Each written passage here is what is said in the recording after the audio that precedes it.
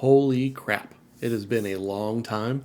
It's been about 2 years since I posted a video. My wife and I had a daughter in April of 2024, and I think my last video on the channel before this one was a little bit before she was here. So I'm back. I'm going to try to start making videos a little consistently and see where things go. So welcome to the channel, or welcome back if you have still been subscribed. I want to do a mock off season for the Washington Commanders, my favorite team. Dive in a little bit, look at our free agents that are coming up, look at the potential free agents that could be signed, and then do a mock draft for you real quick. So let's dive right in. We're just going to go step by step through each of the main names. I mean, once we get down in this area, we'll just keep on moving. But first and foremost, it looks like Deebo Samuel's probably going to be the highest priced free agent. I think you bring him back. He did a really good job. I think he's even better if you've got a fully healthy wide receiving core. I think you bring him back. He is 30 years old. Terry's 31, I think, this season. So there's definitely going to need to be some youth injected in there. But I think you bring Deebo back. I don't mind. It says market value. I don't always trust that. With the bumped up salary cap and the amount of money that the Commanders have, I have over here 71 million. And very quickly, they're going to be able to drop Marshawn Lattimore. I don't think there's any way that he's not cut to save 18 million. Maybe they'll bring him back on a vet minimum or something like that, but that's going to be easy money. And I can talk about how we're going to save more money in a little bit as well. But just player by player, I think you bring Deebo back. I think Bobby Wagner, and this is probably where our fan base is most split. I think you bring back Bobby if he's comfortable playing a smaller role. I really like the way Jordan McGee looked for the second half of the year. I don't know that he is the guy yet, but I definitely think Bobby Wagner should not be playing 99% of the snaps. He's just lost too much of a step. He's a liability in coverage, but he's so valuable in the locker room. We know Jaden Daniels loves him, and if he'll come back on a team-friendly deal, then let's bring him back.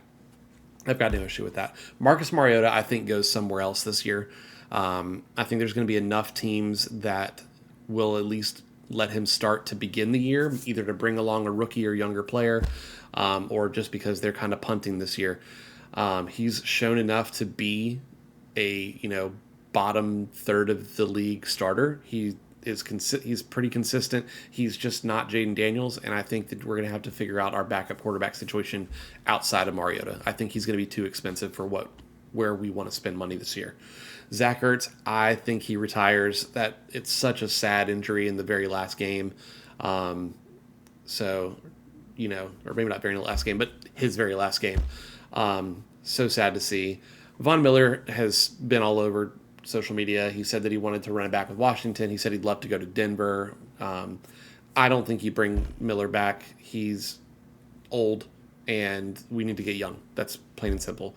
Jonathan Jones, same thing. He's going to be, looks like he's going to be 33 by the time the season ends. Just moving on from him, we're getting younger. Eckler, same thing. Wiley, I think you bring back. He can start, or he is perfectly fine being a swing tackle for you. He can slide inside. He's so versatile. He's a good team guy. I think you bring him back. Noah Brown, you got to let walk. He's never available. You think he was going to be ready at the beginning of the season, didn't go on IR until like week 3 or 4, where you could have had him on there at the beginning. I don't know. It was mishandled, and we've got to have availability in our wide receiving room, and we've got to get younger. Noah Brown's gone. Dedrick Wise was phenomenal in the first half of the game that he played, and then he was gone. That was terrible to see. He started off so good. I think if he is healthy and wants to come back, obviously the money matters, but he's not going to be that expensive. I'd bring him back. He sets the edge really well. He's a great run stopper. You bring back Tressway. I should have started at Tressway. You bring Tressway back. Most important player on the team. But we love Tress. He's a great punter. He wants to be here. I think that's an easy get it done. I would bring back. He's young. He can be, you hope he's your 5th, maybe 4th corner. He plays hard. He's a good tackler. He's a little bit of a liability on the outside. I don't mind him too much in the slot. I like Noah. You bring him back. Josh Johnson by Trenton Scott. I love Trent. depends on what you pick up elsewhere. I think that it's okay to bring him back. You at least bring him back on a deal to camp where, maybe he gets cut at the end. And then I will talk about. No, I'm letting pretty much. Okay, Traylon Burks. Traylon Burks, you're bringing back. He's got to be at least a camp body. He showed flashes. He's athletic. He's young. He's fast. And then Jeremy McNichols and Chris Paul, kind of the same thing for both of them. You bring them back on a deal. Good team guys. At least bring them into camp and then see what they can do. Put them on a deal that if they get cut, it doesn't hurt you too bad. So that's everything on that front. Oh, Chris Rodriguez as well. I think similar. There's going to be a lot of running back bodies, and I'll address that in a minute. But I think you bring back McNichols and Rodriguez. And no, I don't think that Bill is going to be he's not going to be given the keys. But we'll get to that in a minute. So, like I mentioned before, we've got $71 million in salary cap space currently. I think you're going to gain $18.5 million from cutting Lattimore. I think that they're going to have to extend Laramie Tunsil, and the way that they could do that is they could do it in a way that gives us more salary cap this year, but I'll trust them to manage if they feel they need that money now or not. And then for Deron Payne, I have no problem with you extending him, like adding a year to his contract and restructuring it in a way that is team friendly on the front end. Maybe a bigger signing bonus and spread the salary out a little bit more.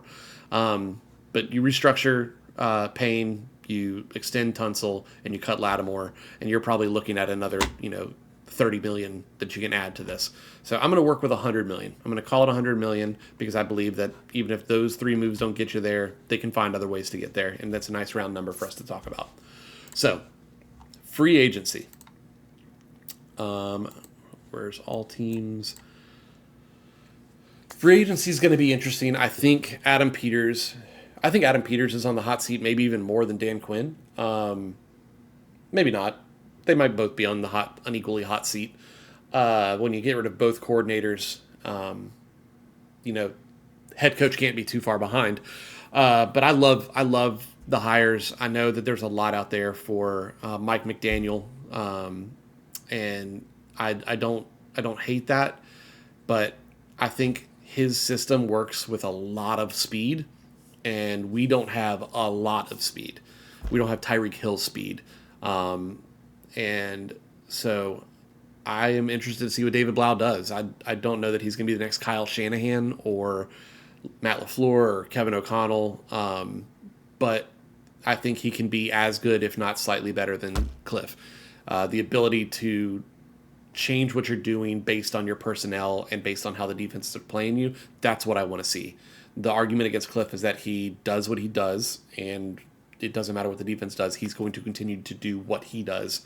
And it sounds like he and Dan Quinn had some differences of opinion on, run past balance and things of that nature. So I'm excited to see them. Durante Jones, I love that he comes from the Brian Flores tree. We needed a change on defense. I hope he plays as aggressive as Flores does. I want to see some exotic blitzes. We got to get after the quarterback, so that's going to be a lot of the focus of free agency and the draft is on the defensive side. So I think the first and foremost, you've got to get some edge rushers in here. I don't know where you start. You want to be young. I think that you sign one guy that's a vet that's maybe older, that's coming on a 1-year deal, and then you try to get a young guy that has higher upside, but maybe hasn't done it in the league just yet. So I love any of the top 3 guys if it's just for a year. Trey Hendrickson's a beast. I think for Hendrickson, he's young enough you can bring him in on a 2 or 3 year contract. I think we will call. We'll see what's going on. There's also a chance that Cincinnati franchise tags him again. Khalil Mack, honestly, I'd take Hendrickson and Khalil Mack over Hassan Reddick. Let me know what you think down in the comments who you'd sign. I don't want Bosa. And then I think from there it goes into the next level of category. Hendrickson's your top one. But we'll go from there. Dante Fowler could come back. I've heard that he has some kind of relationship with Brian Flores at least. I don't remember the connection, so I don't know if Dronte Jones knows him as well. Dietrich Wise we already talked about, but I'd like to go a little younger. Let's see here. I would Azeez Ojulari I would 100% take, and Ogba's older than I thought he was. So you know what? Ojulari would be my younger guy. You bring it on a 3-year deal and see what he can do. He's not going to be that expensive.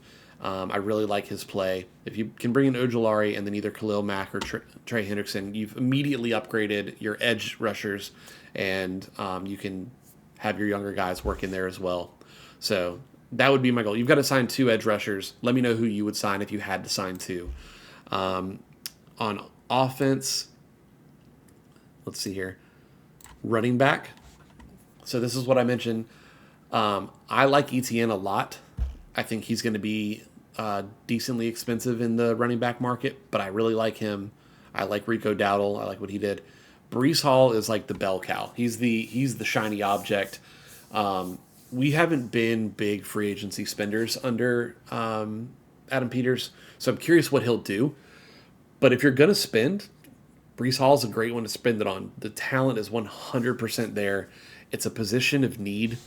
Bill did great for a 7th-round rookie, but he's missing aspects to his game, pass rush, pass blocking. His ability to catch out of the backfield is average, I'd say. Brees Hall is elite in that area, and is also just has breakaway speed. His vision is elite. He's also young. You can get him for 3 years, and he should be in his prime during that time. If the Jets, he's not going to re-sign with the Jets if they don't franchise tag him.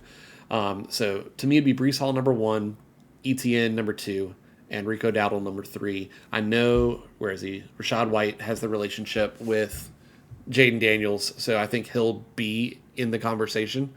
And he's a decent back as well. I want competition back there. I think that you want to running back by committee. The fantasy football player in me wants a bell cow that's going to get everything. That's going to be. I want Brees Hall, and I want him to get all the work. But that's not realistic in today's NFL, and it's probably not best for the long-term success of the team. So you've got to go running back and bring in. I say that you re-sign at least Rodriguez, maybe McNichols. I know that Quinn loves him. And then you bring in somebody else that's going to likely compete for the starter in free agency. Let's see what our wide receivers look like. And we're finding this out together. I knew about Mike Evans and Christian Kirk and Debo. De'Ami Brown is out there. He had a pretty decent season in Jacksonville. His touches went way down when Jacoby Myers arrived, but he's a speedster on the outside. He's young. We like speed. We like young. Rashid Shaheed is a great option. He's had a pretty decent year, not nearly as good as he was in New Orleans the year prior, but he's kind of the boomer bust guy. He's going to either have a 60-yard touchdown or he may not touch the ball. So he's also a possibility. I like speed. De'Ami Brown or Rashid Shaheed would be great for me. Mike Evans he presents such a different type of player. We know Terry's going to do what he does on the outside. He can still can be the deep ball guy. I think if you're bringing back Debo, like we discussed earlier, he's going to be more in the slot. He's going to play from multiple positions, behind the line of scrimmage and close to the line of scrimmage. Mike Evans can be your intermediate and depth guy. He's still got it. He's got the size. He's got elite hands. He's going to want to go somewhere where they are truly competing for a Super Bowl. So it depends. Does he think that Washington is? So to me, I also like Tim Patrick, but God, these guys get old quick. No comment on my age. George Pickens, no, I don't want George Pickens because he's going to be way too expensive, and we're already spending that money on Terry. I'd rather bring in 2 for the price of 1. If you bring in Pickens, you're not bringing back Debo, and you're counting. Well, I mean, Pickens honestly played great this year. You know what? Either do Debo and one of the speedsters Or if you can get George Pickens away from Dallas, good luck. I think they're going to end up paying him or franchise tagging him. I think he stays in Dallas, but I've convinced myself in this moment that Pickens would be a lot of fun to have. And I think that between Jaden and Terry, they could probably make it work. I worry about a young offensive coordinator, first-time coordinator, being able to contain him, but that's a possibility. If you don't bring back Debo, I really like Wan'Dale Robinson as well. He was a 1,000-yard receiver this year, which is shocking to me that the Giants had a 1,000-yard receiver not named Malik Neighbors. So Wan'Dale Robinson also an option if Debo goes elsewhere or if you want to get younger in the slot receiver game. So there's some good options out here. Let me know who your top choices would be if you'd go Pickens, if you'd go all in on Pickens and then maybe draft a guy later in the draft. But I think you've got to address edge rush. You've got to get running back competition, and we've got to improve the wide receiving room. Corner, Amos is coming back. I really like what he did before he was hurt. Sainristil, I still have faith in. They've got to figure out where to put him. Everybody, a lot of the DC media thinks he's going to be a slot corner eventually. I know that was kind of the talk coming out of the draft. You've also got Quan Martin that we got to figure out, is he going to drop down to be a box safety? They're still trying to figure out if he's free safety. Should he move to a slot corner? I like Quan. I think secondary, we need to add a couple pieces. Let's see if we can do... Let's look at corner. No, I don't want Trayvon Diggs. Don't bring up the name. I know that there is talk about Okudah because of the Minnesota connection. I would love... Where is Seattle? I like Josh Job. Wasn't Woolen supposed to be a free agent this year? I don't know. I've heard comments about him. Don't touch St. Juice. Do not bring him back here. So, Greg Newsome would be great. And Amik Robertson is solid. Travis White's getting up there in age, and I don't think that he was as good as he has been. Like I said, I'd bring back Noah I. You let Jonathan Jones and Marshawn Lattimore walk. Okudah wasn't great this year, but he's got the connection. See if Durante Jones thinks he can get something out of him. Bring in a Greg Newsome or Amik Robertson for some competition that are younger. So you got to pick up one. Rasul Douglas is too old. Cam Taylor-Britt I don't like. Sante Samuel Jr. is fine. Man, Fabian Moreau still making his way in the league. Rock Ya-Sin, okay. So yeah, I'm going to make my top two be Greg Newsome or Amik Robertson. You try to get one of the two and see what you can make shake there. And I think that's pretty much it for any big names. You're going to bring in depth pieces. I think between edge, corner, running back, and wide receiver, if you can sign at least one starter or impact player at each of those positions, I'm going to feel pretty good. I like a lot of our players on offense. The offensive line's great. Maybe they find something at left guard that's improvement over Nick Allegretti. I'm not sure what guards are going to be available. Braden Smith's going to be way too expensive. Evan Neal, he didn't really pan out. He was drafted as a left tackle, got moved inside. I've got some friends that are Giants fans. They're not big fans of Evan Neal. But do you think you can make something happen? Same with Elijah Vera Tucker, was drafted very high, has performed definitely better than Evan Neal. Do you go grab him to lock down the left side with him and Laramie Tunsil? Maybe. That's not where I'm immediately spending my money. I think offensive line was pretty great last year. So yeah, that's going to be free agency. Let's jump into a mock draft. We're just going to do Washington. I'll do all 7 rounds, and we'll see what we come up with. This is my first mock draft, doing it live with y'all. So let's see who ends up at number 7 with us. I'm not going to do any trades here. I might do one with trades later on.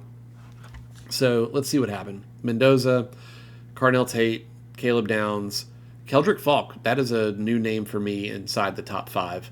Leaving other edge rushers, David Bailey and Ruben Bain out there. Arvell Reese, Jordan Tyson. So Ruben Bain or David Bailey are immediately my thoughts. I know there's a lot of love out there right now for Jeremiah Love. Didn't mean to do that, but there's a lot of love for Love right now. If you're able to sign Breece Hall, this is not a question at all. You don't even touch him. Now, if you sign Trey Hendrickson and another edge rusher that you feel really good about, that's younger, maybe you don't draft an edge rusher here. But to me, it is 100% the most important position for the Commanders right now. They've got to get better on defense. Offense, even with all the injuries, was still middle of the pack. Like, I think 17 to 20 in pretty much all the important categories, points, yards, things of that nature. So if you improve the defense and then stay healthy on offense and pick up a few pieces here and there, you're going to be doing just fine. It's going to be a significant bump back up, playing a third place schedule versus a second place. You're also not playing the AFC West and NFC North again. That's a tough road. But between the two, basically the story of the tape is Ruben Bain has been incredibly productive in college. However, has short arms and will probably not impress too much at the combine based on measurables. David Bailey has been incredibly consistent, but will likely shoot up boards because of the draft combine. To me, and I know the arm length thing, I saw something about like players with his arm length or shorter have never exceeded 10 sacks in a single season. They're not Ruben Bain. I'm going Ruben Bain. If you would go Bailey or anybody else, let me know who your number 1 overall pick would be. Now we get to sit through the second round, painfully not having a pick. But here we are in the third. Once again, rejecting all trades. In the third, this is where you're going to go best player available. I think a lot of what we do in free agency will dictate what's done here. I'm going to, for the sake of our argument, because it comes after, I'm going to say we've gotten one wide receiver that we plan to have starting, whether that's bringing back Debo or signing Mike Evans or Wan'Dale Robinson. They've picked up a wide receiver that will start. They could use another starting wide receiver. Otherwise, it's going to be Jalen Lane or Treylon Burks. And because of that, I want to look at the wide receivers here. Skylar Bell at UConn. I honestly don't know a ton about UConn. Antonio Williams, though, I know about. Phenomenal. Don't know a ton about Ted Hurst. Zachariah Branch out of Georgia had a good year. Kevin Coleman, I'm aware of. Brendan Thompson, don't know anything about, if I'm being honest. And then we're getting much further down. So to me, Antonio Williams is who I'm most familiar with. I've watched him play. Love his game. I'm drafting Antonio Williams to get a wide receiver that's going to compete for a starting spot, probably against Treylon Burks or Jalen Lane. I think Jalen Lane and Luke McCaffrey are incredibly important to this team. They were so good as returners, and special teams is phenomenal. And this could not have worked out any better for me. In case you don't know, I'm from the Raleigh area in North Carolina. Huge NC State fan, season ticket holder. Devon Marshall had the best second half of a season I have ever seen a cornerback have. He was consistent in the front half, but I'm pretty sure he led the NCAA in pass breakups. He is so rangy. And in the late fifth, is it the late fifth round? No. Still, fifth round, I think it's a steal. I don't think it's realistic that he's here. But because he is, I'm going to make my draft look really, really good. We're picking up our corner in Devon Marshall. So we've improved defense with an edge rusher and a corner that will be a top 3 corner on our team. And then we have added a wide receiver that's going to compete for starting time. All right, so we are in the 6th round. I believe we have 2 6th-round picks. Yes. So we're just going to keep going best player available. If it fits a need, then that's great. In this scenario, remember, we have kept Ron Payne. We've restructured his contract. Still love Javon Kinlaw. people that were criticizing his contract last year. It's just absurd. 15 million is absolutely nothing for what he was producing with so little help around him. I think linebacker would be great. Kyle Lewis from Pittsburgh is a solid one. I mean, in the 6th round, he's likely a special teamer, but maybe he can do more. Devon Boykin. So, no, they don't have it. He also was at NC State prior to Indiana and was great there. Part of me wants to grab him because safety is a need. He's so good on special teams, incredibly fast, hits really, really hard.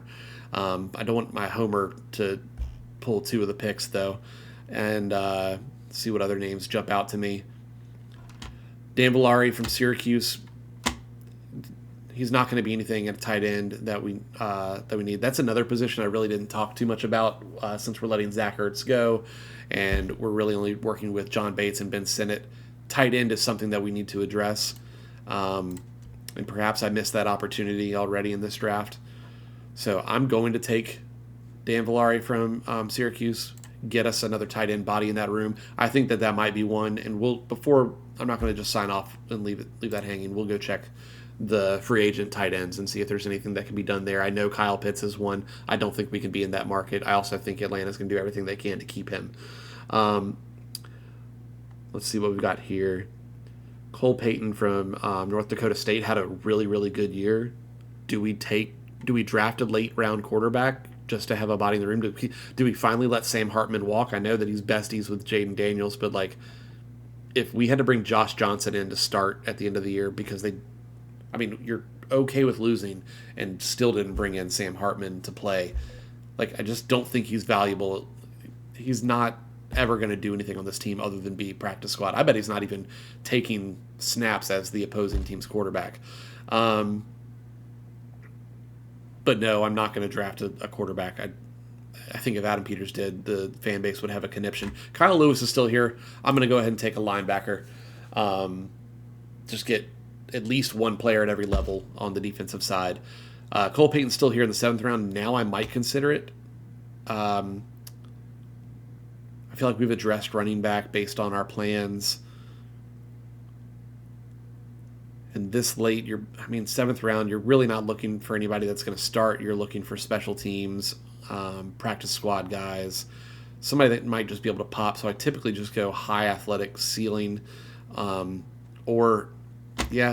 go ahead and get CJ Daniels from Miami, runners up, athletic wide receiver. If he is the one that I remember, I believe he is the speed guy. With 6 picks, there's only so much that you can do, but I love our first 3 picks. I'm ecstatic about the first 3 picks. I need to do some more research on the back end of the draft, to be honest with you. But let me know who you take. Tell me your first 3 picks. Ideal. I would love to know who you would have taken, Bain or Bailey, or maybe you're a Jeremiah Love guy. And then at 2nd round, I think Antonio Williams is a great value, fits a position of need. So before I let you go, if you're still here, I very much appreciate it. Thank you so much for being here. Again, it feels good to be recording a video. I haven't done it in 2 years because my amazing daughter has been here taking up all of my time, but that's a great thing. That's a phenomenal position to be in. So lots of older guys. David Njoku, I love. I don't know what Cleveland's going to do. I think Harold Fandon really shined for them. Njoku is a really, really good athlete. Kyle Pitts, he finally had a year like he's supposed to have last year, so I'd be perfect. Like, if Kyle Pitts is available, truly available, and they're not bringing him back to Atlanta, you're calling, you're trying to get Kyle Pitts. But if I can get David Njoku, I don't want Darren Waller. Why is Mercedes Lewis still listed here? Was he truly on Denver this year? Did not know that man was still in the league. Yeah, I think my top 2 are going to be David Njoku, and this is excluding Kyle Pitts. I think it's going to be David Njoku and maybe Adam Troutman. I like Tyler Conklin a little bit, but there's no like elite receiving tight ends that are available outside of Kyle Pitts. And Travis Kelce's going to go back to KC if he's playing. Don't want Taysom Hill. Dallas Goedert, I assume, will end up back in Philly. I think that's a foregone conclusion. Same thing as Kyle Pitts. If Goddard's available, you're calling. So I think Njoku would be my top pick. He is extremely athletic and a touchdown machine if he's got a good quarterback. So yeah, that'll be a good way to address the tight end.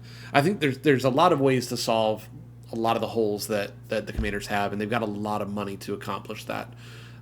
So I really didn't pay a ton of attention to how much each of them are going to cost, but with $100 million, you've got a lot of room to work. So once again, just thank you so much for being here. I'm going to try to post some more videos. I'll do some other teams. I'll do a full league mock draft, and then try to put together some other videos probably after the Super Bowl, and we'll see what happens from here. But thanks so much for being here, and I'm excited to be back on.